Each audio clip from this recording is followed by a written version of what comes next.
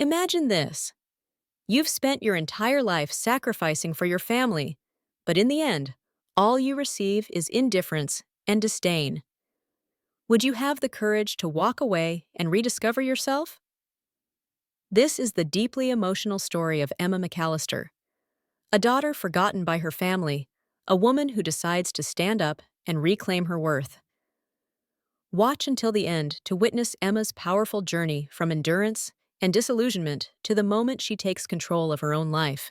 Snow blankets the quiet streets of Toronto in a pristine white layer. Christmas lights twinkle atop every rooftop, their glow shimmering on the icy roads below. On the upscale Maplewood Street, the McAllister Mansion stands out most prominently, a two-story home with a classic domed roof, large glass windows, and a perfectly manicured front garden. Through the window, a warm scene unfolds. Linda McAllister, an elegant woman in her 50s, sits in a velvet-upholstered armchair, her fingers gliding across her phone screen. Across from her, her husband, David McAllister, a man with silver hair and a pensive gaze, reads the newspaper, though his focus seems to have faded. Beside the fireplace, an 8-foot Christmas tree sparkles with red ribbons, silver ornaments, and a golden star gleaming at the top. Footsteps echo on the wooden staircase. Emma McAllister, the eldest daughter, descends in a work coat still dusted with snow. She removes her gloves, her breath still forming faint clouds of frost.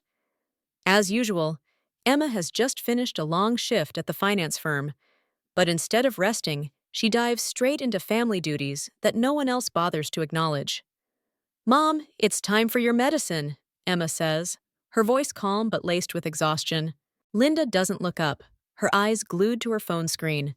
She's engrossed in the Instagram feed of her youngest daughter, Sophie McAllister, a renowned real estate broker who constantly flaunts a lavish lifestyle online: designer dresses, extravagant parties, and million-dollar penthouses. "Yeah, just leave it there," Linda replies distractedly, then suddenly perks up. "Emma, look at this. Sophie just closed another big deal, a luxurious penthouse right in the city center. She's so talented, isn't she?" Emma freezes. She's used to her parents praising Sophie like she's a priceless gem, while her own efforts are taken for granted. "I stopped by the supermarket on my way back and got ingredients for dinner. I picked low-sodium options to suit Dad's diet." Emma hints gently, hoping, just once, her mother might notice what she does. But Linda waves her off, eyes still fixed on the screen. "Oh, that's nice. But do you think Sophie's about to buy a new car? She's talking about the latest Range Rover." Emma clenches her fists. "Not a single thank you, not a shred of care." She takes a deep breath and quietly walks away, stepping into the kitchen. Light from crystal chandeliers spills onto the glossy granite countertop. Outside, the cold wind howls, rattling the decorative statues on the porch. Amid Toronto's winter chill, Emma's heart is freezing over too. "They never see me, never." The narration cuts in as the scene slows, focusing on Emma's empty gaze as she begins preparing dinner, a familiar task that no one in the family values. On the surface, the McAllister home looks like a perfect picture, but beneath it, invisible cracks are growing deeper by the day. The front door swings open, a gust of cold air rushing in, as Emma McAllister steps across the threshold. Snowflakes cling to her hair, her worn leather gloves slipping off as she tucks them into her coat pocket. Outside, Toronto is locked in a frigid winter night, but inside, the atmosphere is hardly any warmer. She sets her bag down, sheds her coat, and heads straight to the living room, where her mother, Linda McAllister, lounges in her usual armchair. Linda's eyes never leave her phone, her fingers swiping swiftly across Instagram, as if the world resides within it. Emma pulls a blister pack of pills from a pharmacy bag, measures out the dose, and hands it to her mother. Her voice is soft but weary. "Mom, it's time for your medicine." Linda keeps staring at her phone, barely registering her daughter's words. A long silence stretches before she mutters without looking up. "Yeah, just leave it there." "Oh, have you seen Sophie's latest post? She just closed another real estate deal." Emma tightens her jaw, but forces a faint smile. Sophie, her younger sister, the family's pride. The perfect daughter, always celebrated. Every Instagram post from Sophie is a showcase of extravagance: a new luxury car, a photo with a celebrity, or a multi-million-dollar property deal. And as always, Linda is the first to like and share it, beaming with unmistakable pride. Mom, I stopped by the pharmacy to get your meds. Dinner's ready too. I chose low-sodium ingredients like the doctor recommended. Linda nods absently, still scrolling. Good, good. But do you think Sophie's getting a new car soon? She's talking about the 2025 Range Rover. That girl knows how to live. Emma takes a deep breath. That familiar feeling rises again, the sting of being overlooked, dismissed, as if nothing she does is ever significant enough to matter. She rises silently, saying nothing more, and heads to the kitchen. The kitchen glows under golden lights, the granite counter cold to the touch. Emma opens the fridge, checking the ingredients she bought on her way home. Greens, lean chicken, almond milk, all carefully selected to fit her parents' dietary needs. But does anyone really care? Her father, David McAllister, steps into the kitchen, his gaze unfocused. He pauses in the middle of the room, looking around as if searching for something. Emma, what day is it today? Emma turns, eyeing her father with concern. This isn't the first time he's forgotten something simple. It's Tuesday, Dad. David nods slowly, then frowns. So what's for dinner tonight? Emma glances at the pot of soup she just reheated. Dad, I've got dinner ready. Don't you remember? A brief silence. Her father blinks, clearly straining to recall. Then he scratches his head and chuckles awkwardly. Oh, right, I forgot. Worry surges in Emma's chest. The signs of his memory loss are growing more apparent. She stands there, silently watching her father shuffle back to the living room, where he'll sit again, reading a newspaper he likely won't remember from one page to the next. Emma clenches her fists. Everything in this house, who will handle it if not me? The weight on her shoulders never lightens, only grows heavier. Emma has just set a steaming bowl of soup on the table when the doorbell rings, shattering the house's quiet. She glances at the clock past 7 p.m. Who'd come at this hour? A blast of cold air rushes in as she opens the door, revealing a middle-aged man in a thick coat, his expression stern. Sorry, is this Sophie McAllister's house? Hearing her sister's name, Emma's guard goes up. She steps outside, pulling the door shut behind her so her parents won't overhear. Yes, what's this about? Her voice is steady but cautious. The man sizes her up, as if gauging her involvement. Then he pulls an envelope from his coat pocket and thrusts it toward her. We're here to collect a debt. Sophie has an unpaid gambling tab. This isn't the first time Emma's heart sinks. She opens the envelope, revealing debt notices with a staggering figure. 12,000. Sophie's fallen into this mess again. Emma grips the envelope tightly, her eyes darkening. It's not the first time she's had to clean up her sister's messes, but each time it gets worse. She looks at the man, keeping her voice calm. I'll handle it, but please don't bother my parents. The man nods, though skepticism lingers in his eyes. You'd better settle it soon. Otherwise, we'll have to take further steps. Emma nods back and shuts the door. But as she turns back inside, her legs feel like lead. Emma steps into her bedroom, closes the door, and sinks onto the edge of her bed. Her hands tremble as she opens her phone to check her bank account. Balance, 18,300. If she pays this debt, she'll be left with next to nothing, the savings she'd scraped together for the day she might finally break free from this house. Emma takes a long breath, bites her lip, and pulls her credit card from her wallet. She inputs the payment amount into the banking app, her finger hovering over the confirm button. Her heart screams in protest. Why does she have to do this? Why is it always her? But then she thinks of her parents. If they found out, they'd be hurt, maybe even blame her for not looking after Sophie better. And so, as always, Emma's the one who bears it. She presses confirm. Her balance drops, but what truly vanishes is the last shred of hope she'd held for herself. She sets the phone down and buries her face in her hands. I can't keep doing this forever. The McAllister home glows with Christmas lights, their beams reflecting off the windows in a dazzling display. In the living room, the 8-foot Christmas tree sparkles with golden ornaments and elegant red ribbons. On the dining table, a feast is laid out, roast turkey, golden brown, mashed potatoes, cranberry sauce, all meticulously prepared. Though no one in the family knows Emma's the one behind it all. A car horn blares outside.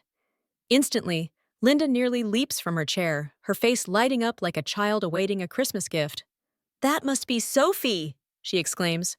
The door opens, and Sophie McAllister strides in, clad in a designer red dress and a luxurious shearling coat. In her hand is a pristine Louis Vuitton bag, while outside, a sleek black 2025 Range Rover gleams in the driveway, reflecting the Christmas lights like a symbol of extravagance. "Wow! Sophie, you're always such a success," Linda cries, rushing to hug her youngest daughter, her eyes brimming with pride. Emma stands behind the dining table, silently watching the scene unfold. No one in the house has ever greeted her arrival with such excitement. After dinner, the family gathers around the tree to exchange gifts.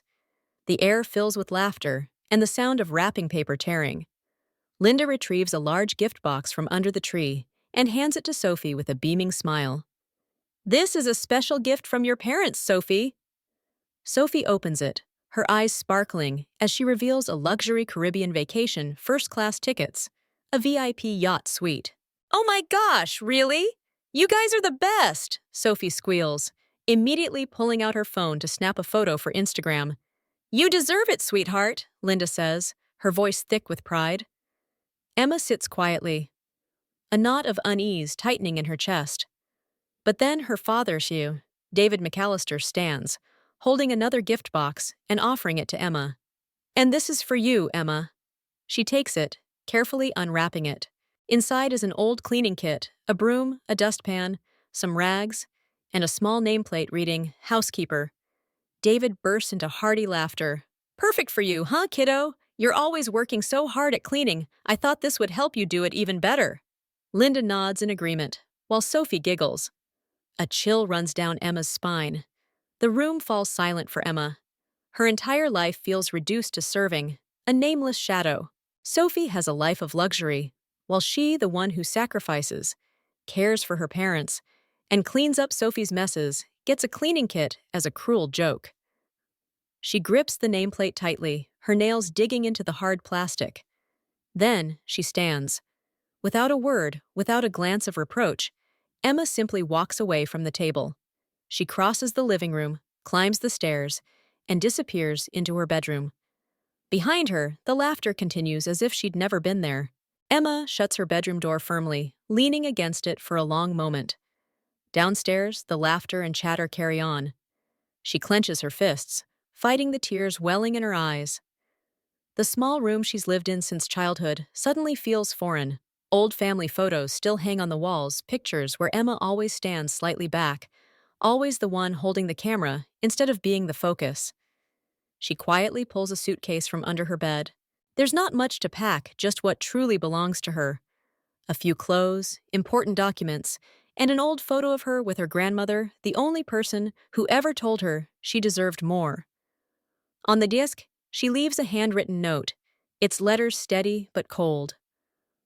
"Thank you for 28 years, Emma." She doesn't need to explain.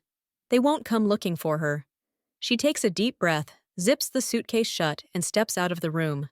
The front door opens, and a frigid gust sweeps in, carrying swirling snowflakes. Emma steps onto the porch, where the glow of Christmas lights dances on the thick snow. Her heart pounds not from fear, but because, for the first time in 28 years, she's choosing something for herself. At the end of the street, a taxi waits, engine humming, warm exhaust mingling with the icy air. Emma descends the steps, leaving faint footprints in the snow. As she grips the car door handle, she glances back at the house one last time. The lights inside still shine brightly. The laughter still rings out. No one notices she's leaving. She opens the door, steps in, and it closes behind her silently, without a goodbye. The taxi pulls away, leaving the familiar Maplewood Street behind. Emma gazes out the window, watching the Christmas lights fade into the distance, a strange mix of emotions washing over her sorrow, but also liberation. Montreal in winter drapes a soft layer of snow over its ancient cobblestone streets. Pale golden streetlights glow on the wet pavement, reflecting the hurried shadows of passers-by. Emma McAllister stands before a five-story red brick building, clutching her suitcase handle tightly. She looks up at the old but sturdy structure, feeling a peace she's never known before. Beside her, Alex Carter, her close colleague, smiles as he holds out a silver key. "This is your new home. Start fresh, the way you want."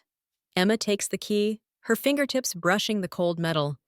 She's never had anything truly hers, not the small room at her parents' house, not the life bound by duty, not the sacrifices she was never thanked for. But this apartment, this life, belongs to her. She breathes deeply, pushes the heavy door open, and steps inside as a wave of warmth greets her. The apartment is small but cozy. High ceilings, polished wood floors, large windows overlooking the snow-covered rooftops of the city.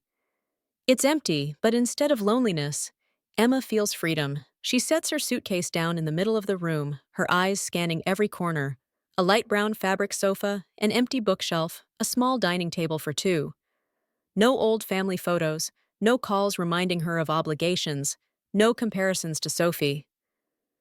Alex crosses his arms, leaning against the doorframe, watching her with a warm gaze. "You okay?" he asks. Emma turns, nodding slowly. "Yeah, for the first time in years, I feel lighter." She steps to the window, pressing her hand against the cold glass and looking down at the street. The neon sign of a small cafe across the road flickers. Strangers pass by, people completely unknown to her, yet they bring her more comfort than her own family ever did. Alex joins her, following her gaze outside. "You don't have to carry everything alone anymore, Emma.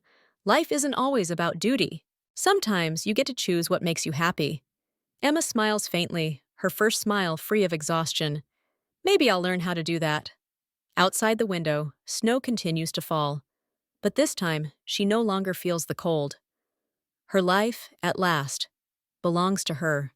The McAllister home, once a facade of outward perfection, now descends into chaos. Without the one person who truly kept everything together, cracks in their lives begin to splinter apart. In the morning, David McAllister sits in his armchair by the window, staring blankly at the snow-covered garden. The newspaper in his hands trembles not from the cold, but because he can't recall why he's holding it. "Linda, what day is it today?" he asks, his voice hoarse.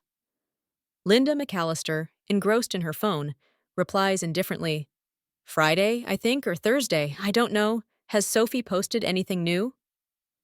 David nods slowly, setting the paper down. A sharp pain stabs his chest, but he brushes it off. Emma used to remind him to take his pills daily, but now no one does. In the kitchen corner, the sink overflows with dirty dishes, food scraps scattered across the counter. Without anyone managing their diet, Linda slips back into old habits, breakfast pastries, and strong black coffee instead of the herbal tea Emma once brewed for her. Her blood sugar spikes, but she doesn't notice. By afternoon, the phone rings incessantly. Linda picks it up, still chewing a bite of pastry. "Mrs. McAllister? This is from your daughter's real estate firm." "It's a serious matter." Linda sits up straight, unease creeping into her chest. "What's wrong?" The stern voice on the other end continues.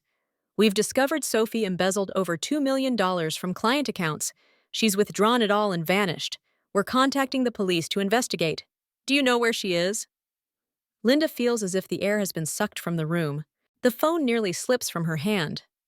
No, that's impossible. All her life, she'd believed Sophie was the perfect child. But now, the lavish lifestyle Sophie flaunted online turns out to be an empty shell, built on stolen money. Linda frantically calls Sophie, but the line's disconnected.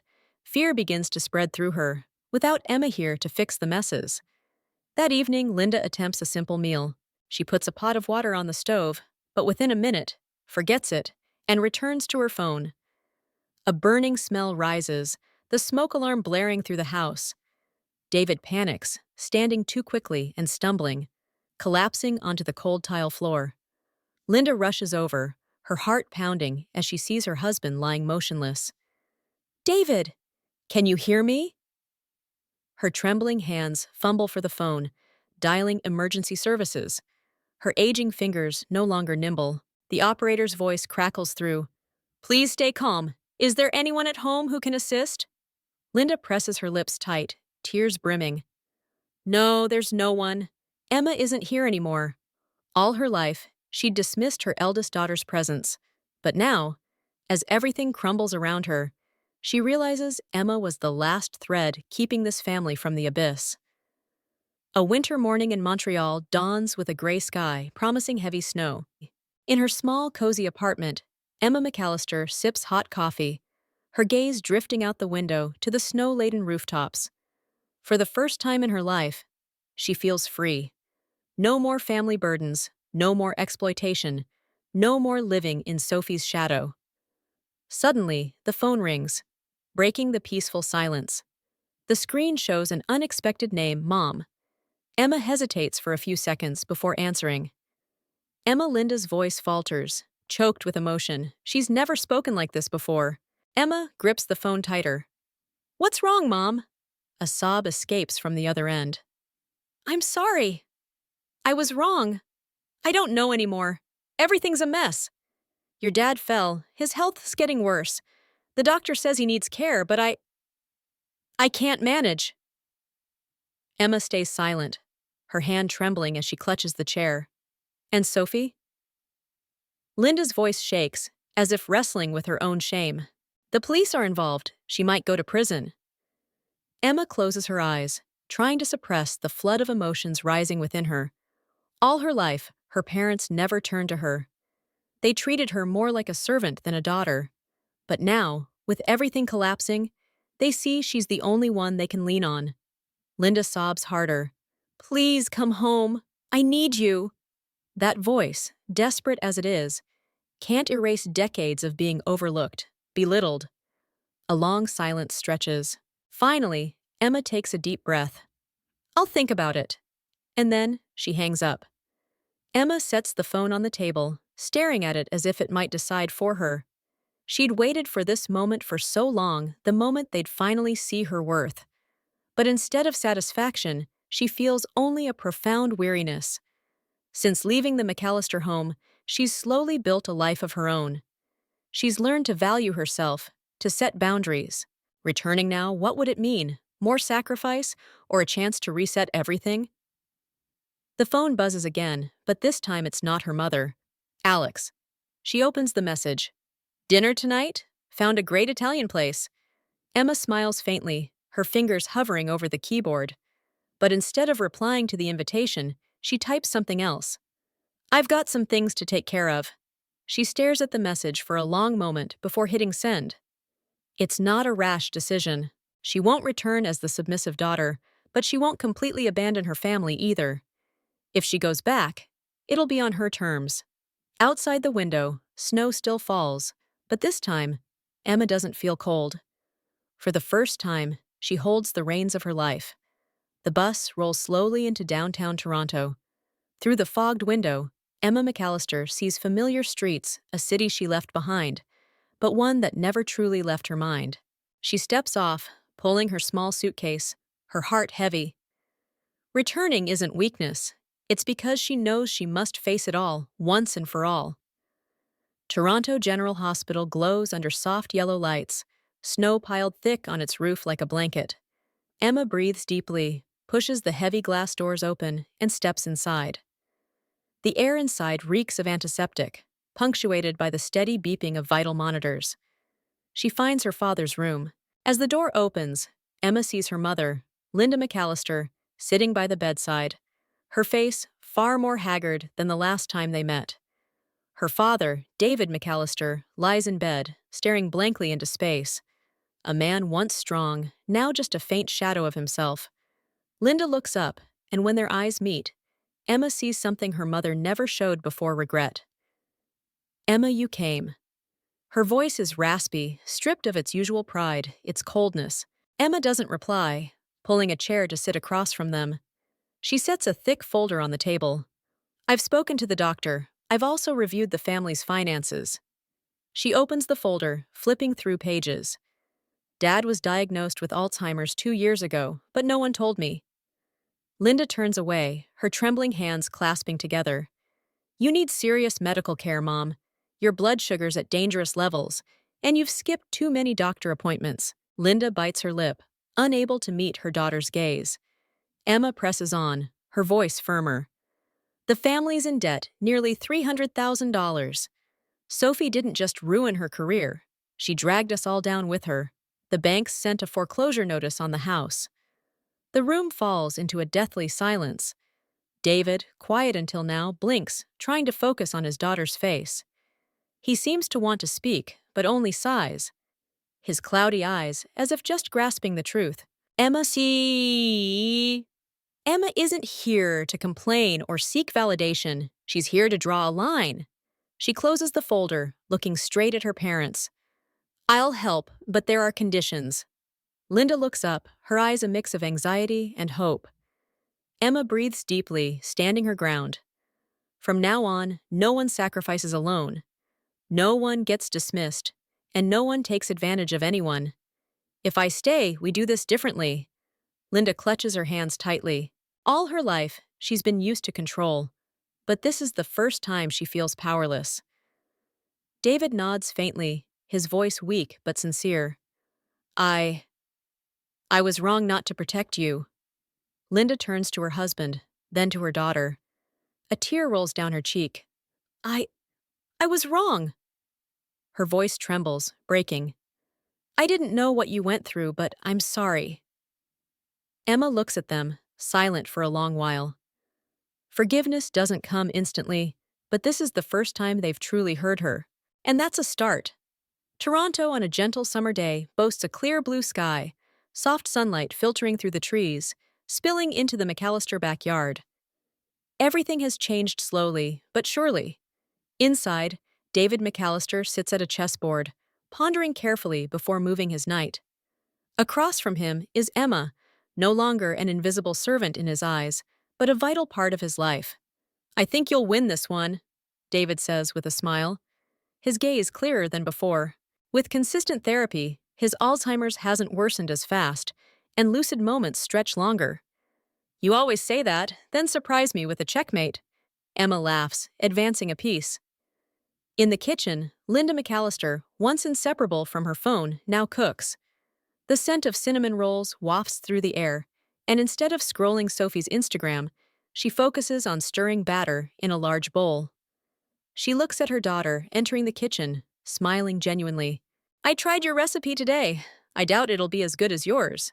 Emma dips a spoon into the batter, tasting it. It's not perfect, but warm with effort. It's great, Mom, she replies. And for the first time, she sees her mother glow without needing social media's shine. On the table, a letter sits neatly. The handwriting is messy but heartfelt. Dear Emma, I know I messed up, and I'm trying to fix it. Rehab isn't easy, but I'm changing. I hope one day I can apologize to you in person and start over. Sophie? Emma isn't ready to forgive yet, but it's a beginning. The dining table no longer hosts senseless favoritism. No unfair gifts, no blatant bias. Instead, there's real connection. Alex pulls out a chair next to Emma, grinning as he watches her help her mother set the table. Who'd have thought a McAllister family dinner could feel this warm, he teases, earning a playful glare from Emma. David raises his glass, his eyes shining with pride he never showed his daughter before. A toast to a new beginning. They clink glasses, not for shallow achievements, but for learning to be together in the truest way. Early morning sunlight streams through the small apartment window. Emma sits by it, the warm coffee cup steaming in her hands. Life isn't always fair, and families aren't always perfect. But it's the cracks, the mistakes, the stumbles that help them understand each other more. The narration rises, gentle but profound. Family isn't about perfection. It's the journey of learning to understand and cherish one another. Emma sets her coffee down, slips on a light jacket, and steps outside. The soft sunlight embraces her like a promise that everything will be okay. For the first time in years, she truly believes it.